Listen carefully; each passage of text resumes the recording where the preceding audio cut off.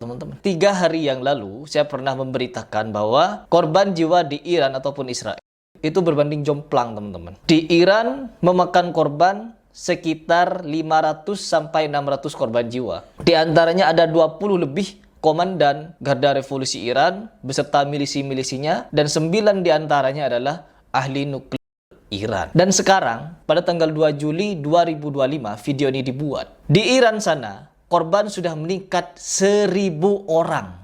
Yang menjadi korban apa? Gedung. Gedung-gedung jadi korban.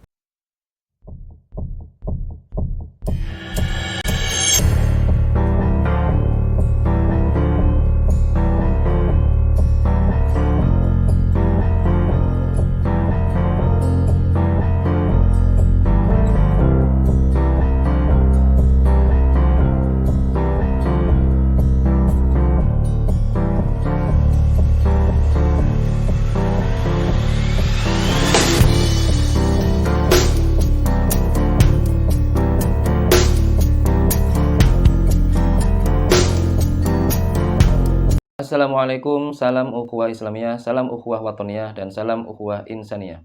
Seperti biasa, selamat datang di Mr. Kut Channel.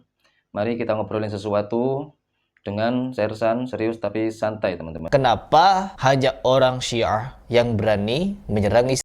Kemana orang Sunni? Kenapa orang Sunni takut? Berani ke orang Sunni nyerang? Yang pertama, teman-teman, komentar-komentar seperti ini, kalau bukan orang Syiah, pasti orang Sufi. Kalau bukan orang Sufi, pasti Yahudi. Antara tiga ini. Karena di antara ketiga golongan ini, mereka ini memiliki DNA yang sama, teman-teman. Kita runut dari kegiatan-kegiatan ibadah-ibadah orang-orang Sufi, Syiah, dan Yahudi. Orang Sufi suka beribadah di kuburan. Kuburan merangkak-rangkak. Dan orang Syiah pun juga sedemikian rupa. Suka beribadah di kuburan, suka nyembah kuburan, suka merangkak di kuburan. Sesuai dengan sabda Nabi, kuntu nahitukum an ziyaratil kubur fazuruha. Aku dulu pernah melarang kalian untuk berziarah kepada kuburan, tapi sekarang berziarahlah kalian ke kuburan.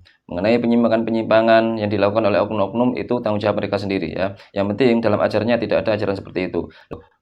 Lalu setelah Wahabi tahu dengan hadis ini tentang perintah Nabi untuk berziarah ke kuburan, pernahkah kalian melihat Wahabi-Wahabi ini, baik yang di Arab atau yang di Indo, adakah video-videonya yang menunjukkan bahwasanya Wahabi punya kegiatan rutin untuk ziarah ke kubur agar lebih bisa mendekatkan diri kita untuk mengingat kepada kematian? Ada videonya. Orang Yahudi pun begitu, teman-teman. Orang Yahudi suka angguk-angguk juga di tembok. Ke kuburan juga mereka.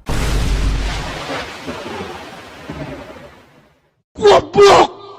Kuburan sama. Syiah, Yahudi, Sufi sama. Sufi dan Syiah mungkin agak sama, tapi Wahabi berbeda. Walaupun ada hadis yang memerintahkan kita untuk berziarah ke kuburan. Tapi Wahabi punya kesamaan DNA yang sama, yaitu tentang akidah. Yahudi percaya Allah punya tangan, kok kita yang Islam tidak percaya Allah punya tangan? Tadi pengakuan langsung dari Ustadz Wahabi bahwasanya akidah mereka dengan Yahudi itu sama, teman-teman ya. Syiah, Yahudi, Sufi sama. Terus mereka orang-orang Syiah suka jingkrak-jingkrak. Yahudi dengan Syiah sama. Apakah orang Sufi berbeda? Sama, teman-teman.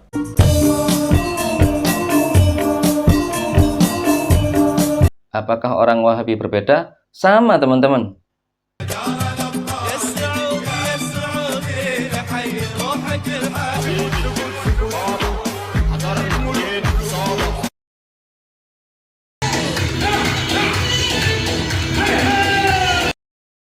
Mau yang lebih parah dari itu banyak, teman-teman. Orang Sunni bukan takut untuk perang. Anggaran pertahanan dan militer dari Arab Saudi itu jauh lebih banyak daripada Israel yang cuma 25 triliun per tahun. Sedangkan Arab Saudi 74 triliun per tahun. Artinya apa? Lebih kuat kalau memang ingin berperang.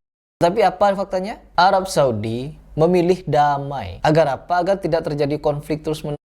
Agar apa? Agar Saudi tetap bisa hidup damai dalam kemewahan. Agar apa? Agar Saudi tidak kehilangan kekuasaannya. Agar apa? Agar Bani Saud tetap hidup dalam ketentraman. Agar apa? Agar Bani Saud tetap bisa bermesraan dengan Mamarika dan si Rewel. Itu teman-teman ya. Sebagaimana Nabi Muhammad SAW melakukan sulh Hudaybiyah, perjanjian damai dengan orang kafir. Apabila sudah diberikan cara untuk mengakhiri konflik dengan Nabi Muhammad memang melakukan perjanjian Hudaybiyah. Jadi kita juga memang harus melakukan perjanjian Hudaybiyah. Tapi bagaimana sikap Nabi Muhammad ketika perjanjian itu dilanggar oleh orang-orang kafir?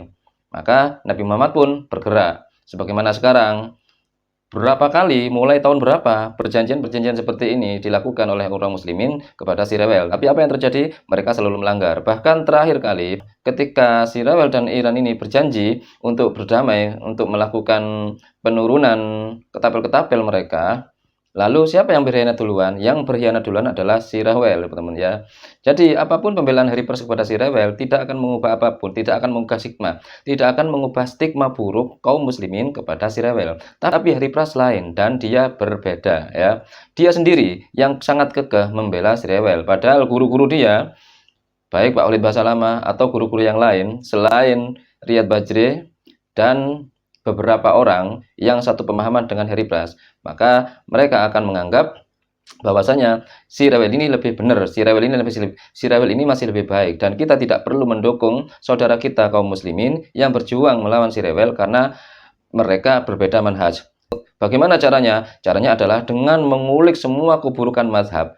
Yang sejatinya itu perbedaan madhab di antara kalangan intern Syiah sendiri. Lalu semua perbedaan yang buruk-buruk itu dikumpulkan jadi satu dan ditumpahkan semua kepada Syiah secara keseluruhan. Itu teman-teman ya. Lalu kenapa sebagian orang ini malah tidak mendukung Iran? Karena yang mereka takutkan adalah ketika Iran ini menjadi negara kuat teman-teman, kemudian menguasai NU clear, maka Iran akan menjadi satu-satunya negara yang adidaya, yang terkuat di Middle East, di Timur Tengah. Ketika hal itu terjadi, maka mau nggak mau, negara-negara Arab yang lain harus tunduk dan berada di bawah kepemimpinan Iran. Ini yang paling ditakuti oleh Saudi sebenarnya. Saudi khawatir akan hal itu. Saudi khawatir jika nuklir-nya Iran ini benar-benar menghasilkan petasan-petasan yang banyak teman-teman, maka mau nggak mau Saudi pun harus tunduk dan menyerahkan tampuk kekuasaannya kepada Iran ya. Jadi sebenarnya yang ditakuti oleh Saudi dan antek-anteknya ini, dikhawatirkan negara-negara Islam yang lain ini akan bersatu di bawah bendera Iran.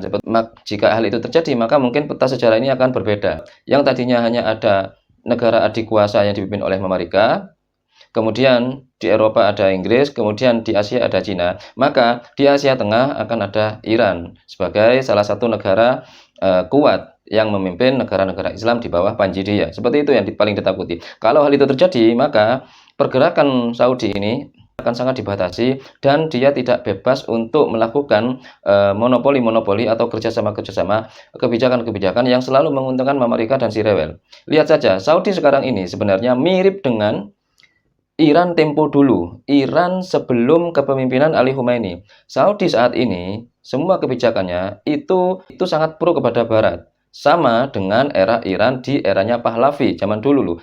Semua keputusan Pahlavi tentang Iran itu kebanyakan pro Barat dan agak menggeser nilai-nilai keislaman. Hal itu terjadi sekarang di Arab Saudi. Arab Saudi yang sekarang ini teman-teman mirip dengan Pahlavi. Karena apa? Kebijakan-kebijakan yang diambil oleh pemerintahan Arab Saudi sekarang itu cenderung pro Barat. Sudah melegalkan kemaksiatan di mana-mana. Sudah menjadikan Arab Saudi yang dulunya adalah negara syariat Islam, kini sudah berubah menjadi negara wisata. Orang-orang Barat, orang-orang bule, orang-orang Yahudi bebas keluar masuk di sana teman-teman ya. Ini ada satu data yang mungkin akan membuat kalian terkejut, terutama Hari Pras ya, bahwasanya Saudi, Amerika dan si Rewel ini memang satu rumpun. Mereka dalam satu circle teman-teman ya. Ini datanya. Di jantung Arab Saudi terdapat radar canggih Amerika AN-TBY-2. Ia memainkan peran penting dalam mendukung sistem pertahanan Amerika, Inggris dan si Rewel melawan gelombang batu-batu dari Iran, teman-teman. Ini dia buktinya, bahwasanya Saudi ini memang satu circle atau satu kandang ya, berada dalam satu kandang dalam pergaulan bersama Amerika dan si Rewel. Sama, posisi Saudi yang sekarang itu sama kayak posisi Iran di eranya Pahlavi, yaitu pemimpin sebelum Ali Khomeini. Mereka pro Barat dan kebijakan-kebijakan mereka biasanya akan merugikan masyarakat dari negara yang dipimpinnya dan selalu mementingkan Barat atau Amerika dan sekutunya, termasuk si rewel terutama ya. Itu saja untuk hari ini teman-teman. Terima kasih atas supportnya, terima kasih atas dukungannya. Mohon maaf jika saya belum bisa membalas komentar kalian. Alafumikum, wassalamualaikum warahmatullahi wabarakatuh.